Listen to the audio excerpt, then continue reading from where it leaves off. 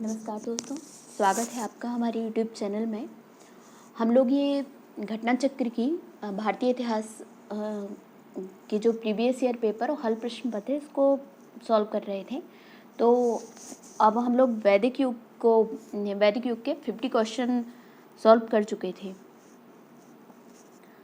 आगे के स्टार्ट करते हैं 51 से। ऋग्वेद में उल्लिखित प्रसिद्ध 10 राजाओं का युद्ध किस नदी के किनारे लड़ा गया? तो ये पुरुषनी नदी के किनारे लड़ा गया था। पुरुषनी नदी को क्या बोलते हैं? रावी नदी। तो ये मैं बता ही चुकी थी। 10 राजाओं में जो 10 राजाओं का युद्ध था, ये जो ये सुदास थे और जो 10 राजा थे उनके बीच में हुआ था। 10 राग युग बोलते थे इसे। और एक तरफ गुरु वशिष्ठ थे जो कि सुदास के साथ थे, राजा सुदास के साथ। और जो ये 10 राजा थे, इसमें 5 आर्य थे और 5 अनार्य थे। तो जो 5 आर्य थे वो पंचजन थे और बाकी अनार्य अलग थे। ठीक है। अगला है, निम्न में से किस नदी को ऋग्वेद में मातेतमा, देवीतमा एवं नदीतमा संबोधित किया गया? तो किसको किया गया था? ये किया गया था सरस्वती नदी को। सरस्वती नदी को मातेतमा, देवीतमा एवं नदीतमा संबोधित किया गया। लेकिन सबसे अधिक बार किसका उल्लेख हुआ है? सबसे अधिक बार सिंधु नदी का उल्लेख हुआ है। और वो अर्थव्यवस्था की दृष्टि से उन्हें हिरण्यी कहा जाता था, सरस्वती जी को। सिंधु नदी को। उस जनजाति का नाम बतलाइए जो ऋग्वेद आर्यों के पंचजन से संबंधित नहीं है। तो यदु है, पुरु है, तुर्वस है, किकट नहीं है। तो कौन कौन से हैं ऋग्वेद के पंचजन? यदु, पुरु, अनु, तुर्वस और द्रुहयु।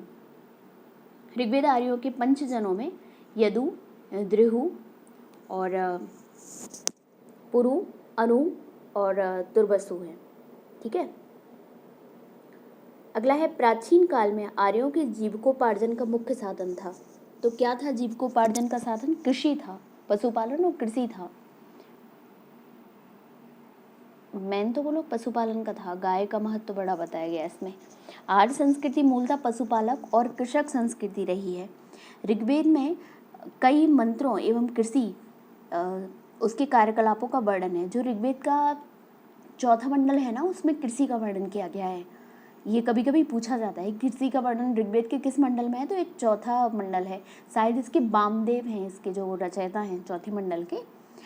अच्छी कृषि के लिए वर्षा की कामना की गई है तथा पशुओं को चराने और पालने का अनेक स्थलों पर वर्णन है। उत्तर वैदिक काल तो कृषि प्रधान संस्कृति ही था। ऋग्वेद में मतलब जो ऋग्वैदिक काल था पहला, जिसे कहते थे पूर्व वैदिक काल, उसमें पशुपालन का ज़्यादा महत्व था। लेकिन उत्तर वैदिक काल में कृषि का ज़्यादा महत्व था। ऋग्वैदिक में उल्लिखित यव शब्द किस कृषि उत्पाद हेतु उपयोग किया जाता? तो जौ से हम लोग करते हैं। ठीक है। ऋग्वेद में उल्लिखित यव शब्द का जौ से तदात्म स्थापित किया गया है। ब्रीही किसको कहते थे? चावल को। मोदक किसको कहते थे? मूंग को। यव किसको कहते थे? ब्रीही क्या आ जाएगा? हमारा चावल आ जाएगा। मोदक किसको कहते थे? मूंग को कहा जाता था। यव किसको कहते थे? जौ को कहा जाता था। इक्षु किसको कहते थे? गन्ना को कहते थे। ठीक है, हो गया। ऋग्वेद में पणी किस वर्ग के नागरिक थे? तो ये व्यापारी होते थे। जो पणी होते थे, पणी जो होते थे वो कौन होते थे? वो होते थे व्यापारी।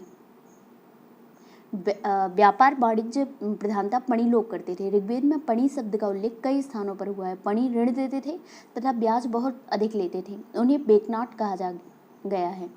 वैदिक युग में प्रचलित लोकप्रिय शासन प्रणाली थी। कौन सी प्रणाली थी? इसमें वंश परंपरागत राजतंत्र था। वैदिक युग में कौन सा था? वंश परंपरागत राजतंत्र। वैदिक काल में प्रचलित लोकप्रिय शासन प्रणाली वंश परंपरागत राजतंत्र प्रणाली थी। यद्यपि जनता द्वारा जनता चुनाव के भी कुछ उदाहरण मिलते हैं। वैदिक युगीन सभा क्या थी? गांव के व्यावसायिक लोगों की संस्था थी। राज दरबार होता था। मंत्रिपरिषद थी। इसमें वृद्ध लोग ज़्यादा थे, कुलीन और वृद्ध। क्या था? वैदिक काल में सभा एवं समिति नामक दो संस्थाएं राजा की निरंकुशता पर नियंत्रण रखती थी। संभवतः सभा कुलीन व वृद्ध मनुष्यों की संस्था थी जिसमें उच्च कुल की उत्पन्न व्यक्ति ही भाग ले सकते थे। इसमें जो ऋग्वेद है ना, इसमें 8 बार सभा का वर्णन किया गया है, किस जिक्र किया गया है जो तो महत्वपूर्ण थी सभा। किस वेद में सभा और समिति को प्रजापति की 2 पुत्रियां कहा गया है? ये अथर्ववेद में कहा गया है कि जो सभा और समिति है ये प्रजापति की 2 पुत्रियां हैं। अगला है ऋग्वैदिक जनसभा जो न्यायिक कार्यों से संबंधित थी, तो ये सभा थी क्योंकि इसमें कुलीन और वृद्ध लोग थे ना, तो ये बड़ी महत्वपूर्ण हो जाती थी, तो ये न्यायिक कार्यों से भी संबंधित थी। सभा समिति विदत ऋग्वैदिक कालीन जनतांत्रिक संस्थाएं थी। इन संस्थाओं में सभा न्यायिक कार्यों से संबंधित थी। ऋग्वेद में सभा का 8 बार उल्लेख हुआ है, ठीक है। आयुर्वेद तथा अर्थात जीवन का विज्ञान का उल्लेख सर्वप्रथम कहाँ मिलता है? ये मिलता है अथर्ववेद में। अथर्ववेद का उपवेद भी कहलाता है आयुर्वेद, ठीक है। अथर्ववेद में सामान्य मनुष्यों के विचारों और अंधविश्वासों का भ्रमण मिलता है। इसमें विविध विषयों, रोग निवारण, समन्वय, राजभक्ति, विवाह, प्रणय गीतों आदि के विवरण सुरक्षित हैं। ऋग्वैदिक धर्म था, ये क्या था? बहुदेववादी था ऋग्वैदिक धर्म। ऋग्वेद में हमें प्रथम दृष्टया बहुदेववाद के दर्शन होते हैं। आर्य विभिन्न देवताओं के अस्तित्व में विश्वास करते थे। मुख्यतः वैदिक देवताओं के 3 वर्ग थे, ध्रुव स्थान मतलब आकाश के देवता, अंतरिक्ष के देवता और पृथ्वी के देवता। 3 पार्टों में इनको डिवाइड कर रखा था। इन देवताओं की स्तुति करते समय वैदिक ऋषि जब जिस देवता की स्तुति करते हैं उसे ही प्रमुख या सर्वश्रेष्ठ देवता कहते हैं। इसे एकैक्यवाद भी कहा जाता है। इसके अलावा ऋग्वेद में एक सत विप्रा बहुधा वदंती कहकर एकेश्वरवाद का भी समर्थन किया गया है। तो इससे हमें क्या पता चल रहा है कि ऋग्वेद में किसका समर्थन किया गया है? एकेश्वरवाद का समर्थन किया गया है। ऋग्वेद में एकेश्वरवाद में अद्वैतवाद, सर्वदेवतावाद और बहुदेवतावाद की दृष्टि समाहित है, किंतु वेदों का यह एक देवतावाद आधुनिक ईश्वरवाद के स्वरूप से अलग है। सर्वाधिक ऋग्वैदिक सूक्त समर्पित हैं, किसको समर्पित है? सबसे ज़्यादा इंद्र को समर्पित है। उसके बाद किसको है? अग्नि को। सबसे ज़्यादा किसको समर्पित है मंत्र इसके? ये इंद्र को है। ऋग्वेद में इंद्र का वर्णन सर्वाधिक प्रतापी देवता के रूप में किया जाता है, जिसे 250 सूक्त समर्पित हैं। यह ऋग्वैदिक काल में सर्वाधिक लोकप्रिय देवता था। इंद्र को आर्यों का युद्ध नेता, वर्षा का देवता माना जाता है। ऋग्वेद में अग्नि को 200 सूक्त समर्पित है। वह इस काल के दूसरे सर्वाधिक महत्वपूर्ण देवता हैं। निम्नलिखित में से किसे ऋग्वेद में युद्ध देवता समझा जाता है? तो युद्ध के देवता कौन है? इंद्र हैं। कौन है?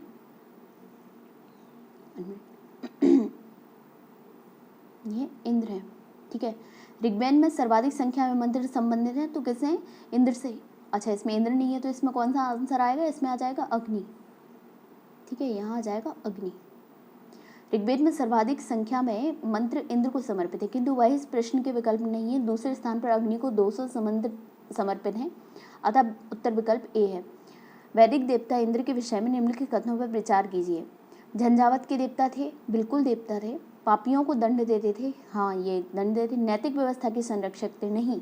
नैतिक व्यवस्था के संरक्षक किसे कहा जाता है? वरुण को माना जाता है। वर्षा के देवता थे, हाँ ये थे। तो कौन सा है? 1 और 4 सही है।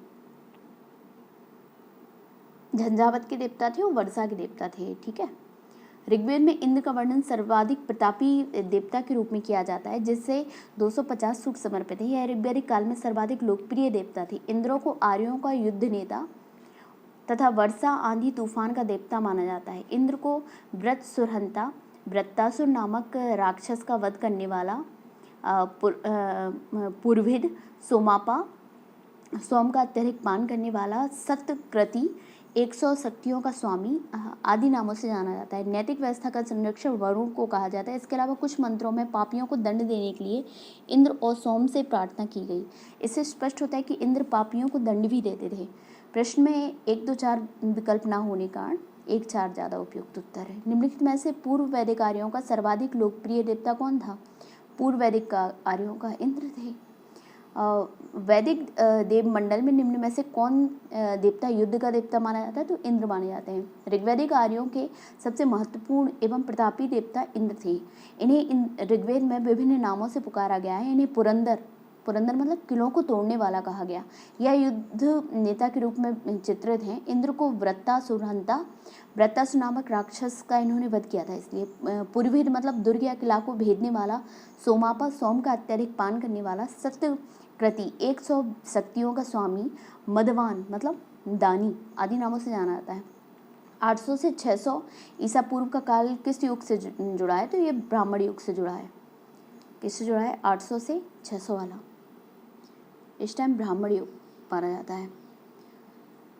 800 से 600 ईसा पूर्व का काल ब्राह्मण ग्रंथों के प्रणयन युग से जुड़ा है। प्रायः 7वीं एवं 6ठी शताब्दी ईसा पूर्व से लेकर 3री शताब्दी ईसा पूर्व तक का समय सूत्रकाल कहा जाता है। सूत्रकाल कब तक का कहा जाता है? ये कहा जाता है 7वीं या 6ठी शताब्दी ईसा पूर्व से 3री शताब्दी ईसा पूर्व तक।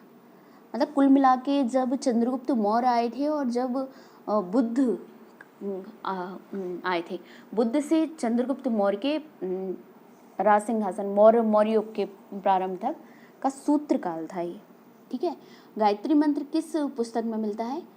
तो ये मिलता है ऋग्वेद के 3रे मंडल में। और किसने की थी इसकी? विश्वामित्र इसके रचनाकार थे। गायत्री मंत्र के नाम से प्रसिद्ध मंत्र सर्वप्रथम किस ग्रंथ में मिलता है? तो ऋग्वेद में मिलता है। गायत्री मंत्र की रचना किसने की थी? विश्वामित्र ने की थी। सर्ग, प्रतिसर्ग, वंश, मनवंतर और वंशानुचरितक संकेतक हैं। किसके हैं ये पुराणों में मिलते हैं। पुराणों में क्या मिलता है? सर्ग, प्रतिसर्ग, वंश, मनवंतर और वंशानुचरित। पुराणों में 5 प्रकार के, अच्छा हमारे पुराण कितने हैं? 18 पुराण हैं। पुराणों में 5 प्रकार के विषयों का वर्णन सिद्धांत इस प्रकार है: सर्ग, प्रतिसर्ग, वंश, मनवंतर तथा वंशानुचरित। सर्ग बीज या आदि सृष्टि का पुराण है। प्रतिसर्ग प्रलय के बाद की पुनर्सृष्टि को कहते हैं। प्रतिसर्ग क्या कहते हैं? प्रलय के बाद जो पुनर्सृष्टि होती है उसको कहते हैं। वंश में देवताओं या ऋषियों के वंश वृक्षों का वर्णन है। वंश जो होता है और देवता और ऋषियों के वंश वृक्षों का वर्णन है कि किसके बाद कौन कौन है। मनवंतर में कल्प के महायुगों का वर्णन है मनवंतर में। और वंशानुचर पुराणों के वे अंग हैं जिनमें राजवंशों की तालिकाएं दी गई हैं तथा राजनीतिक अवस्थाओं, कक्षाओं, घटनाओं का वर्णन है। पुराणों की संख्या कितनी है? 18 है। ठीक है, कितनी है? और रचयिता कौन है इसके? लोमहर्ष उग्रश्रवा। ठीक है, लोमहर्ष और उनके पुत्र उग्रश्रवा द्वारा की गई थी पुराणों की। श्रीमद् भागवत गीता मौलिक रूप से किस भाषा में लिखी गई थी? तो ये लिखी गई थी संस्कृत में। भागवत गीता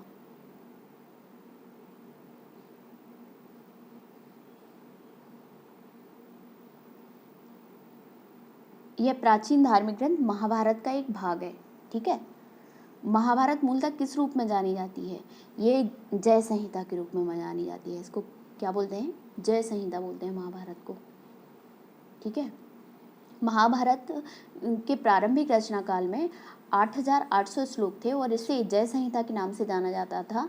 महाभारत का दूसरा संस्करण भारत था जिसमें श्लोकों की संख्या 24,000 थी। वर्तमान महाभारत में 1 लाख श्लोक प्राप्त हैं। यह इसका अंतिम संस्करण है जिसे सतसहस्त्री संहिता या महाभारत कहा गया है। तो अब जो है, जो मूल अगर कहा जाए ना, तो उसमें कितने थे? 8800 श्लोक थे। लेकिन अब जो है उसमें कितने हैं श्लोक? सतसहस्त्री संहिता, और इसमें 24,000 श्लोकों की संख्या थी इसके बाद दूसरे संस्करण में। और इसमें पर्व जो अध्याय होते हैं ना, उन्हें पर्व बोलते हैं। सतसहस्त्री संहिता उपनाम निम्नलिखित में से किस ग्रंथ का है? तो महाभारत का है। हिंदू पौराणिक कथा के अनुसार समुद्र मंथन हेतु किस सर्प ने रस्सी के रूप में स्वयं को प्रस्तुत किया? तो ये वासुकी नाग था, जो शंकर जी के गले में नहीं डला रहता है, वही वाला।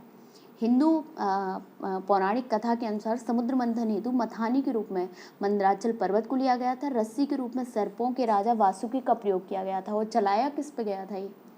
ये गया था, ये विष्णु जी ने कश्यप अपराध लिया था, उनके ऊपर इसको वो किया गया था, चलाया गया था, मथा गया था समुद्र को।